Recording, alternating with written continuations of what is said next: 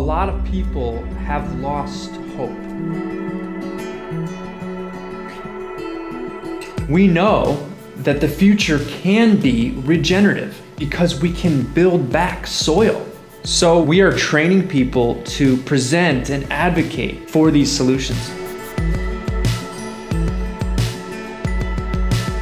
Farmers, consumers, businesses, anybody can help to advocate. We can work with nature and regenerate land faster than we ever thought possible. And guess what? It helps farmers make more money. It helps the environment. It reduces how much carbon is in the atmosphere. It recreates our water cycles.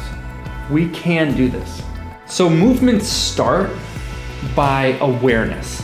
And awareness is spread through advocates, just like you. I've been completely inspired by this course to change the way I grow food, to change the way I teach, and really to advocate on a larger scale.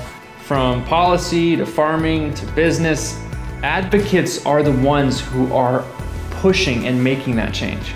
All levels, all past experience is welcome. This course made it a lot easier for me to really articulate and express myself. This is something that we have to do. Remember that there is no one like you, no one who, once they're empowered, is going to reach the same audience as you.